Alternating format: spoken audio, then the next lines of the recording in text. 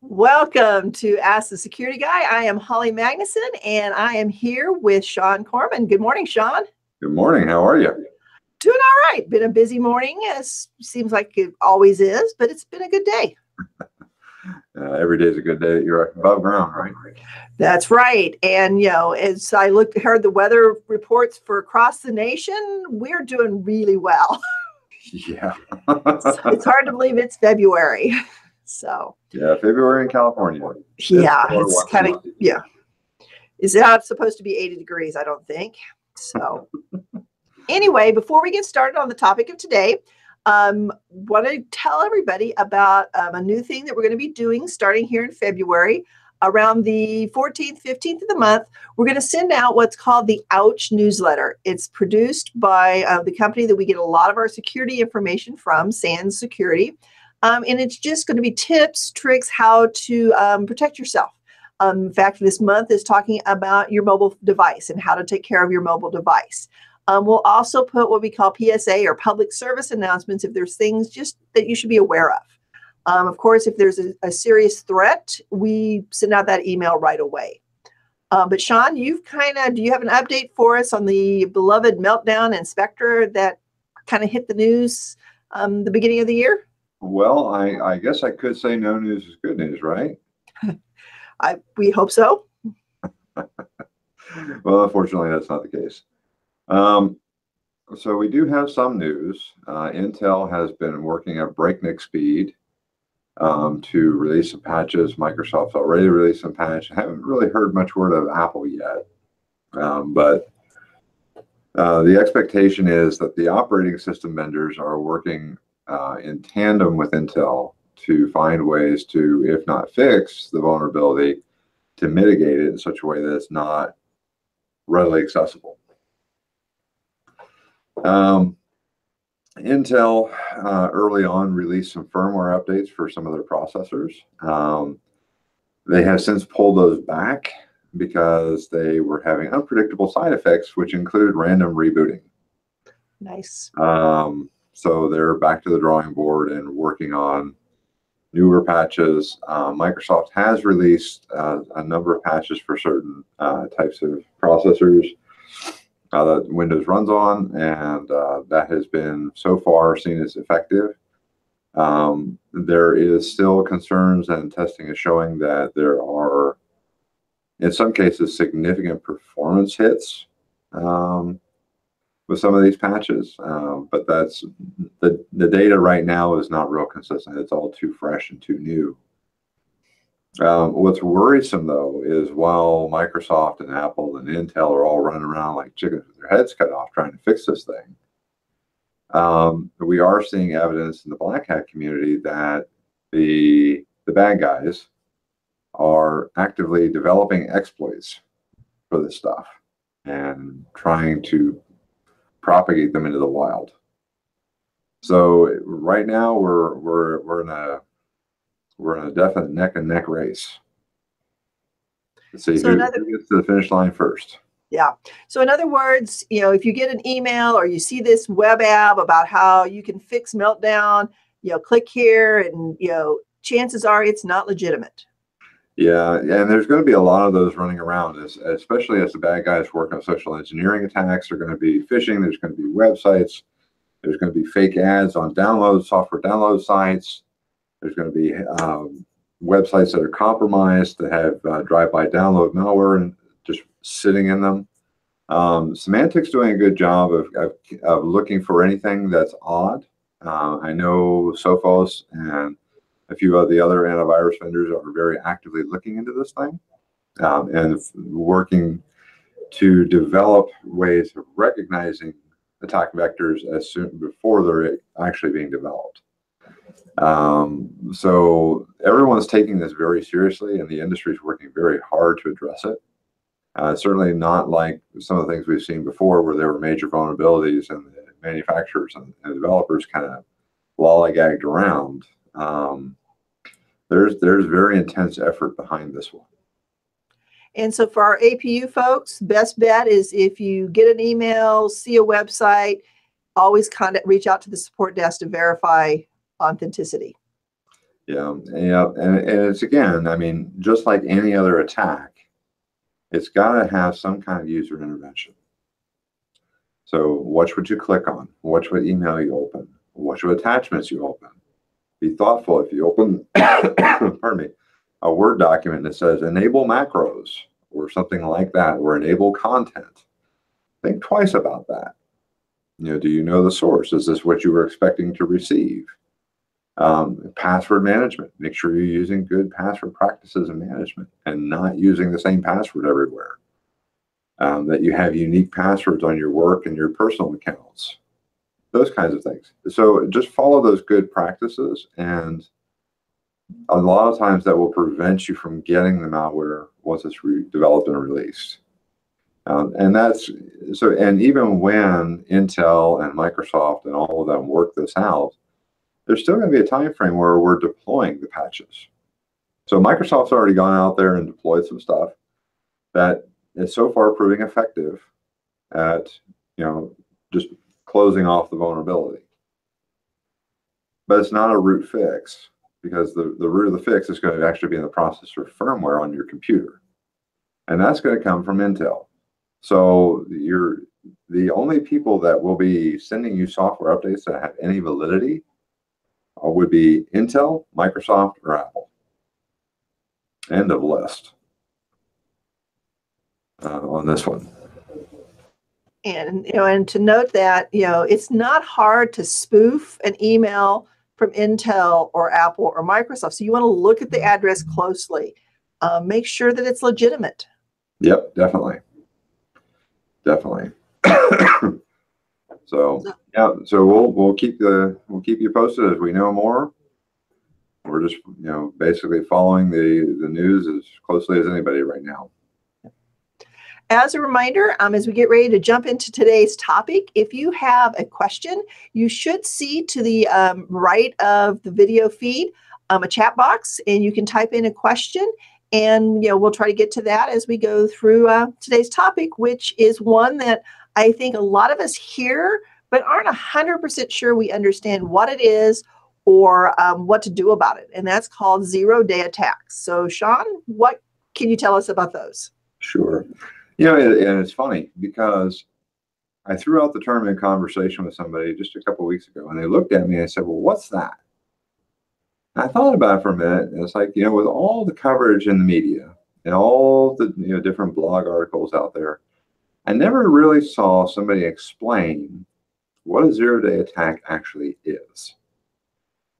People are familiar with it. They have a kind of a vague, fuzzy idea of what it could be. But I'm getting a sense as I talk to family and friends and other colleagues, it doesn't seem like there's been a lot of intentionality behind people explaining what a zero-day attack is. And it's actually pretty simple.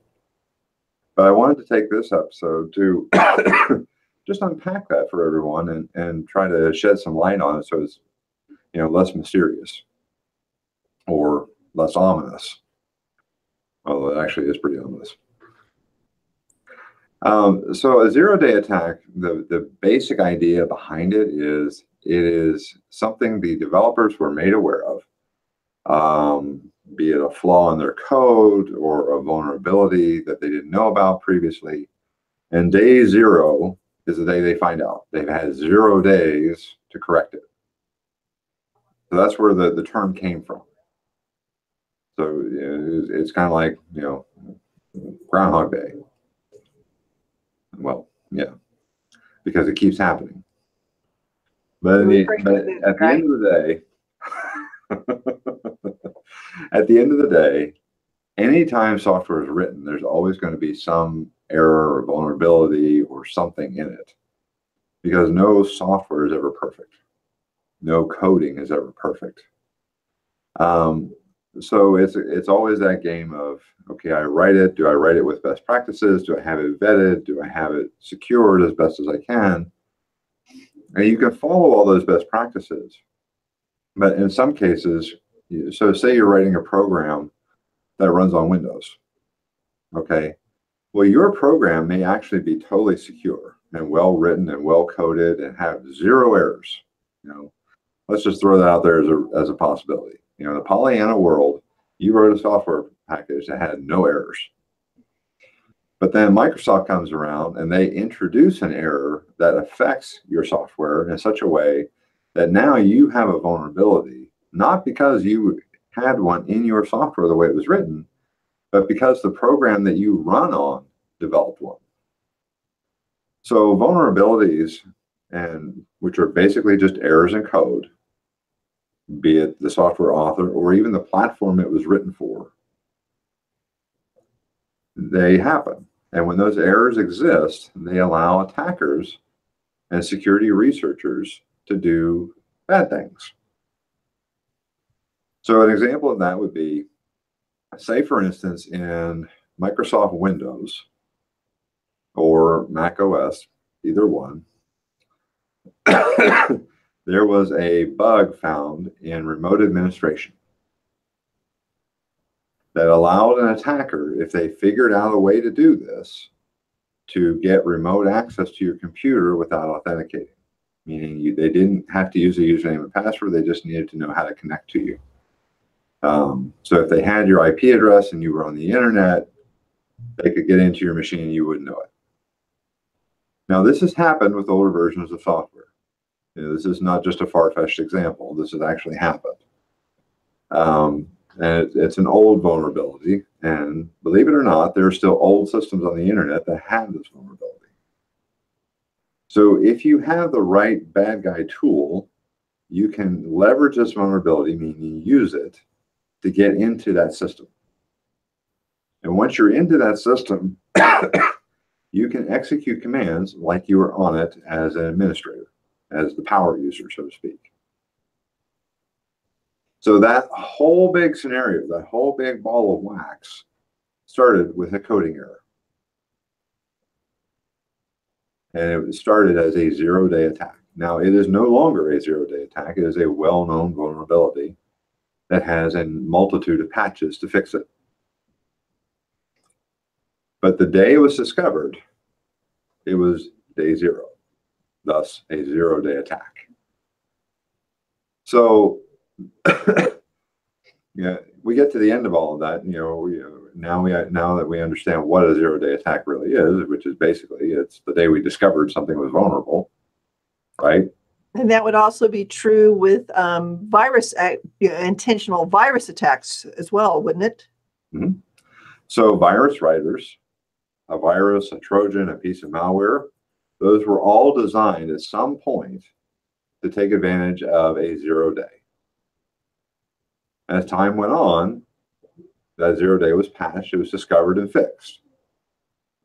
But for those machines that never applied those patches, they're still vulnerable to this thing. And there's literally billions of them.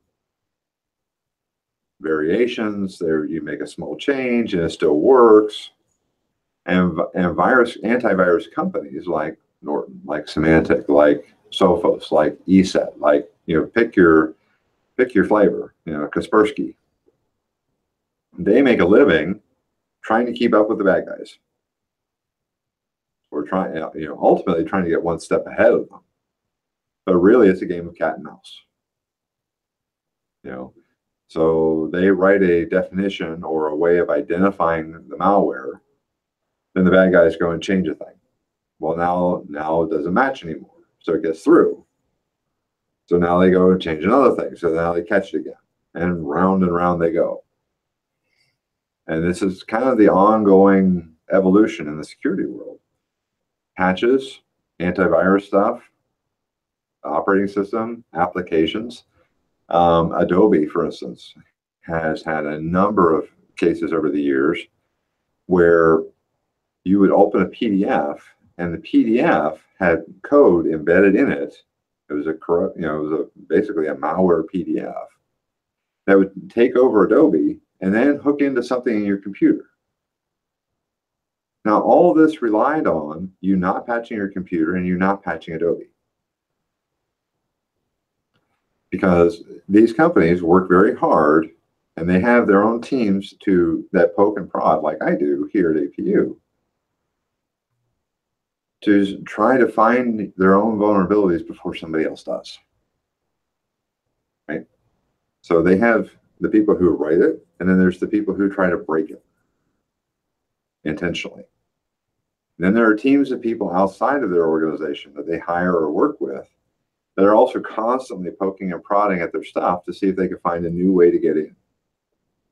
This is true of pretty much every major piece of software out there in the industry. There's somebody who writes it, and there's somebody who tests it and tries to break it. And then there are usually outside parties doing the same thing. Some are legitimate, some are security research firms, and their job, they get contracted to do this very thing, is to try to break into software or to try to break software to find vulnerabilities before actual bad guys do. And then you have the actual bad guys that are out there trying to figure out how to use this and write software to break it and take advantage of it for money and figure out how to make a profit off of it. So for us here at APU, what are some of the things that we can do to protect ourselves the best we can? I mean, 0 day, where you just kind of got to wait till the antivirus folks get ahead of it. But what are our best practices? So there's really two answers to that question. I mean, the first answer is, if it's a 0 day, like Meltdown or Spectre, you're waiting for Microsoft or Intel or Apple to fix their stuff. And in the meantime, you're kind of sitting there and you're vulnerable. You don't know what you're vulnerable to because the bad guys are still working on attacks for it, but you know it's coming. So really, we fall back to our best practices, and that is our own behavior, how we use the tools. Our computer, or the software on it, is nothing more than a tool.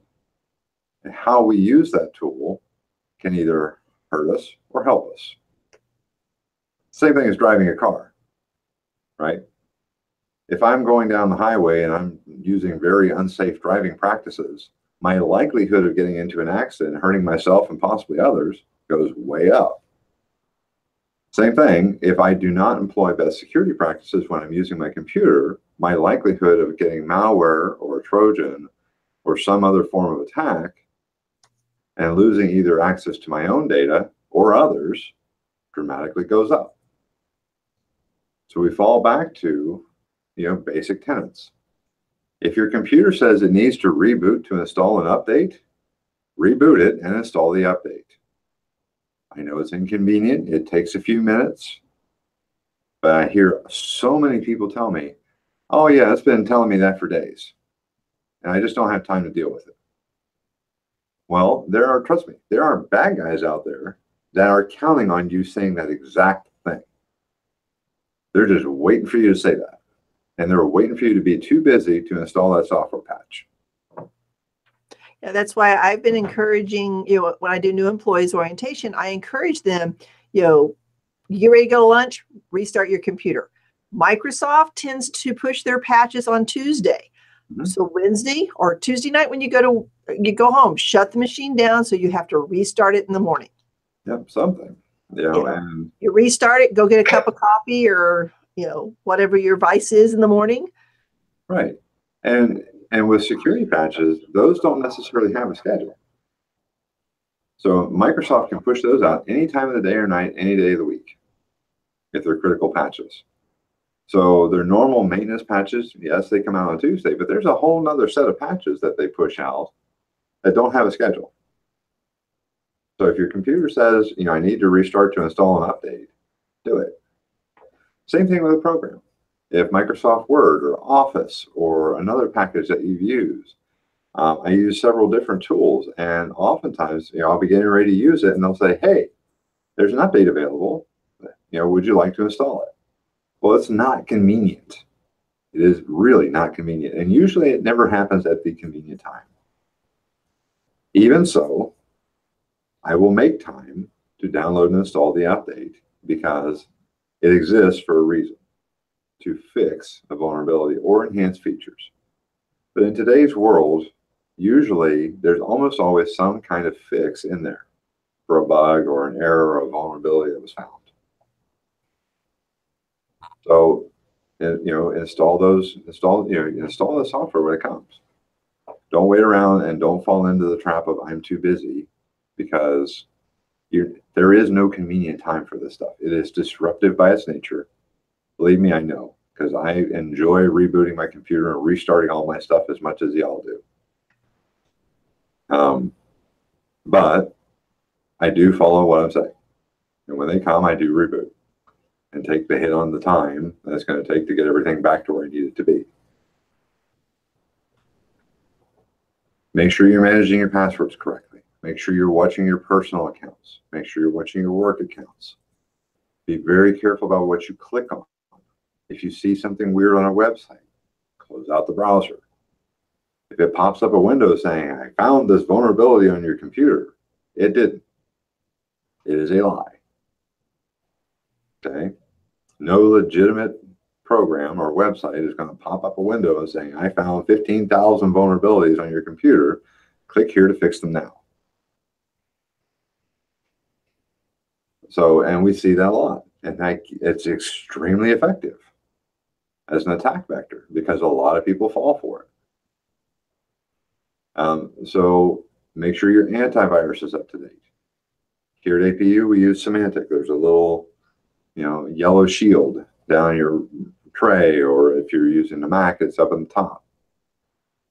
If it has a little circle and a yellow exclamation point in it, there's something wrong. Call the support desk and let them know, hey, my Symantec has this little exclamation point on it. What's going on? Can you check that? And the support desk can either deploy a technician, they can possibly remote into your computer to help you. There's a variety of things that they can do to check that out and make sure that your antivirus is working correctly. At home, look for the same thing. One of the most common things at home that people fall into is they bought a new computer. It came with a 6-month subscription to something. Pick your flavor. And that 6-month subscription expired and they never renewed it, which means the antivirus is now out of date and has a useful effectiveness of whatever the day was that it expired and stopped getting updates. So check your stuff at home. Do you have a current subscription with whoever you chose to use for your antivirus at home? It's a very common thing. Run Windows updates or software updates if you're on a Mac at home as well. Here at APU, our systems are managed. We push updates to the computers. At home, that's not always the case. So go and run Windows Update or software update on a Mac and make sure your stuff is current. So just the normal basic practices we talk about, in all of our security awareness trainings and everything else, those are the foundational pieces that will help protect you even from zero-day attacks. Sounds good. And there's a lot of different antivirus companies out there for your personal use. Are there any that we should avoid? Because there's a lot of good ones out there. So there's a lot of free ones out there, and the free ones usually have a hook because they're trying to upsell you to their paid version. And a lot of them, Avast is actually a good free one, and their free product is good. Their paid product is better. We use Symantec here at APU. It is a great enterprise antivirus. It has great management tools. It's good on the client side, and it's got a pretty good track record of recognizing threats. Another one that I've recommended and used is ESET, ESET. I've had very good success with that. In fact, I use that at home. I went and paid for, they have a multi-device license that's pretty cheap. And you can have their antivirus on your phone and on your computer and on your laptop and on your tablet, with the purchase of one license. It's a pretty nice deal. And it's a very, very effective antivirus. It doesn't consume a lot of resources or slow your computer down. So on the personal side, that's something I would put out there. It's what I use. There's also ClamAV. Sophos has a good product. McAfee still has a good product.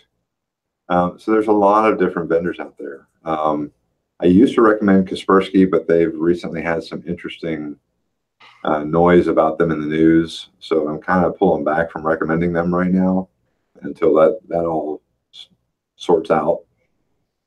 But yeah, they had some interesting stuff about the Russian government's involvement in the software development practices. So we're waiting to see right now how much of that is truth and how much is fiction. But there's some interesting allegations out there right now about Kaspersky. Interesting. It's fun stuff out there. So, yeah. So, those are just some basic tools. But again, keep your stuff up to date.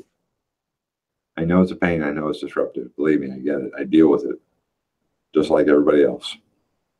Well, it's just like when I talk about the free versions and paid versions of Dashlane and LastPass. And even though now Dashlane's like $40 a year, what it gives you in protection of your information, it's worth it if you don't have your bank account compromised because you had a bad password, had a poor password choice there. So same thing with this. It's troublesome, but in the end, if you're protected and you don't end up with all your information compromised on your computer, it's worth it. Well, and two, I mean, when we talk about like paid antivirus, it's surprising the conversations I have with people, because somebody asked me one time, well, why would I just paid $1,000 for this computer. Why should I pay more money? So, especially on a recurring basis. And one person I talked to, I asked them, I said, well, you spent several $1,000s on your car. Do you change the oil? Put new tires on it? Get new brake pads when it needs it? Yeah. Well, the computer's just a tool. You take care of your car because it's a tool. It gets you from point A to point B. This is another tool that does require some ongoing maintenance. Yeah, I think that's a good way to look at it. So, yeah, and it's nothing to be afraid of. I mean, a computer is a computer, and just like a car, they break down, you fix them. You do something inherently stupid with it, and there's usually a way to recover from it. Definitely. Well, we don't have any questions.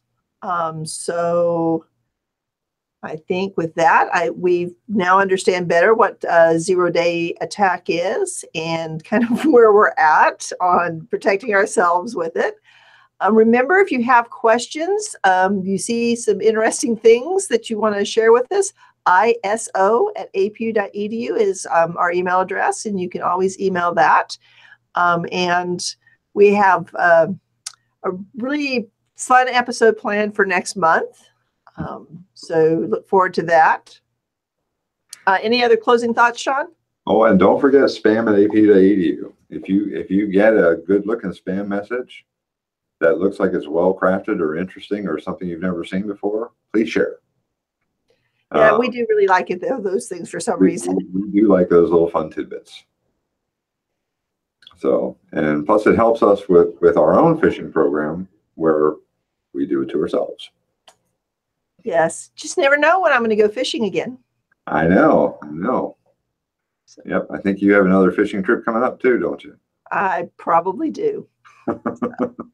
Well, with that, I think it's time to sign off. And thanks for joining us. And again, any questions, you can send to iso@apu.edu.